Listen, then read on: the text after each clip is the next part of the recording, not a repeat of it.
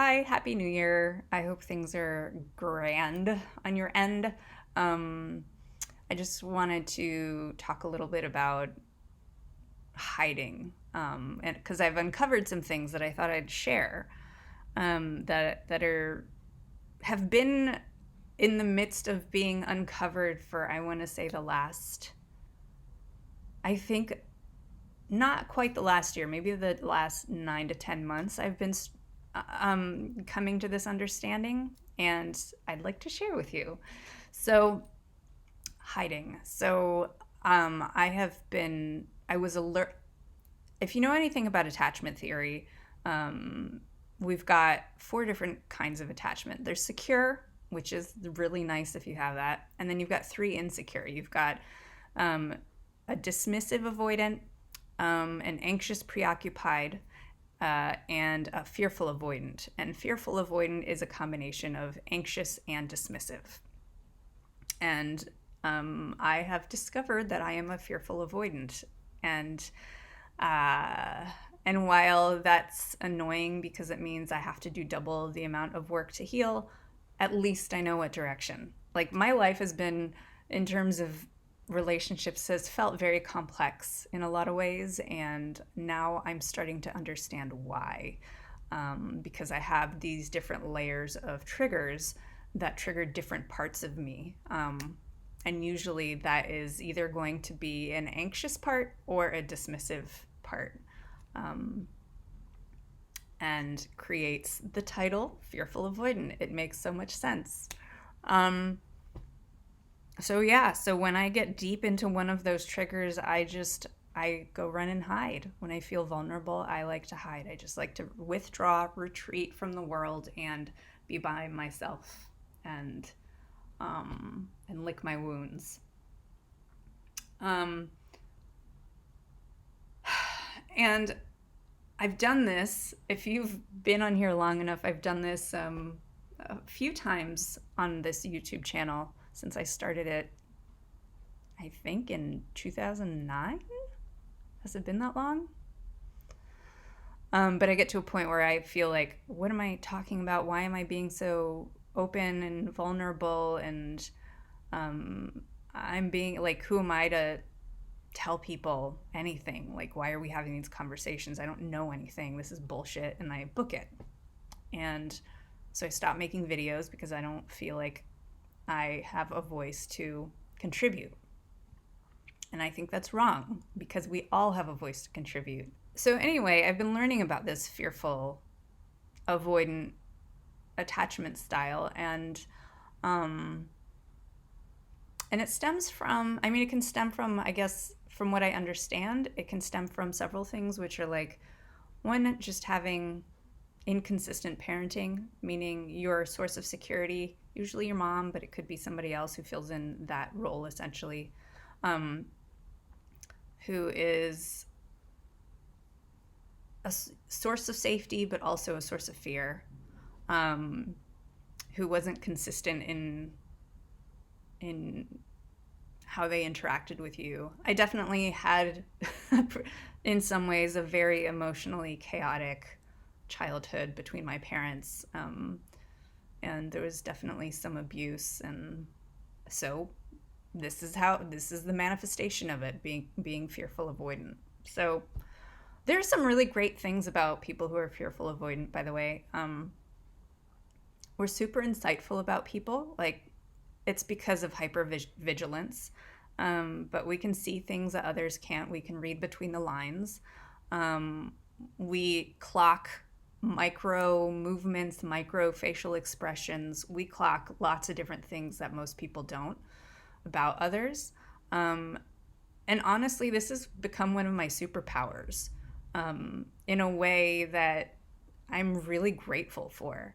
I love that I can see into people. It's the reason why when I coach actors, I can, I can, I can find the little nuances that need the tweaking, to up their game. Like, and I love doing it because it's just a skill that I have, um, and so I want to say that, like, like there are some benefits to to having whatever insecure style you have. Like there are some superpowers you've gained through it. However, there are a lot of like wounded spots that also need attention too. And granted, this is coming from the attachment style, what's the word I'm looking for? Lens. You know, there are other lenses you can look at things through as well. But so anyway, I'm just talking about hiding in the experience of the fearful avoidant. So a lot of, a lot of things that I come up against are like not being worthy, not being good enough, and because of those things, fearing abandonment. Usually, there's also an element of I am bad. That's a very young belief. Like it's in the subconscious. Everything I touch or do is just filled with badness. It's just bad, like evil. And that was a message that I got a lot from my mom, and still do even as an adult.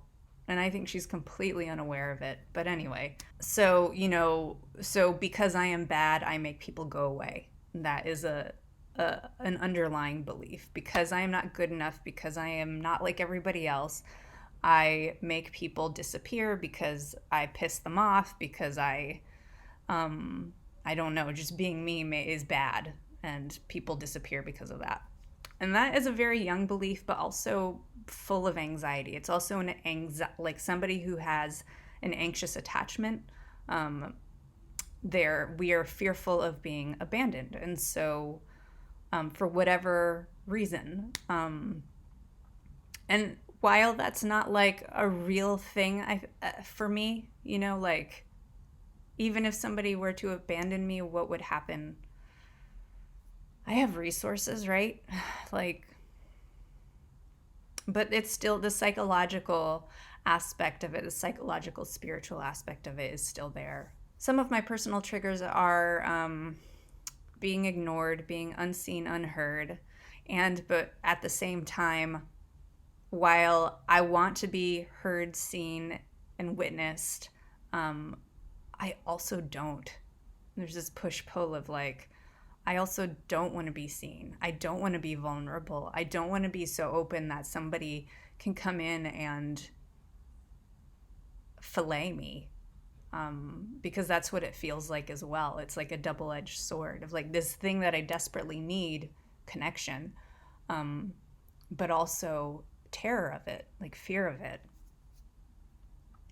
So I create all kinds of, situations where there's this push-pull and dynamic, and I'm tired of it. It keeps me pretty stuck and stagnant. I've been feeling stuck and stagnant as I've been hiding. I know I need some movement. I got to figure this out, and I know what I need to address is this anxious and avoidant side of my attachment with people. Talking about anxiety too, being an anxious, preoccupied person or a fearful avoidant. I was having this conversation with Chris. Hi, Chris. A few weeks ago, and the thing that anxious, like if there's a space gap, meaning we don't have information to fill in. We've asked a question of somebody, we've put a bid out to somebody and are expecting some kind of response back. If we don't get it, we fill in the gap with our worst fears. Usually for an anxious person, that will be abandonment. So, oh my God, I did something and they're pissed at me. Oh my God, there's a panic that erupts. And that space can feel painful. It's a very painful space because unless we've healed those wounds, it's a space where all of that, our demons exist. It can be hard. But if we know, okay, here's a gap, I'm not getting a response, and I'm starting to panic, knowing that that's your flavor, that's your pattern, can be helpful for creating a little bit more separation so that it doesn't feel quite so like a tsunami taking over. Anxiety and being an anxious kind of person makes you want to control everything instead of trusting that the universe has a plan, or the universe has your back, and that things are the way that they are, and that's good enough. You know, if you're a secure attachment type, you'll have no problem with that. Your boundaries are good. There's no enmeshment. There's no codependency. You know, you've got a solid understanding of yourself and the world around you and your place in the world. I wanted to bring that, since Chris, you've mentioned to talk about it in a video. So I think that's it. That's all I want to talk about. But I just wanted to give you a state of the union here, but also like, I don't know, be a bit more vulnerable and express to you what I've learned, and I don't know, maybe create some connection here. If anything that I've said resonates or you've questions about, I can try and answer. Or even if you've had this experience, I would love to know. So Happy New Year. I hope everything's well. Bye.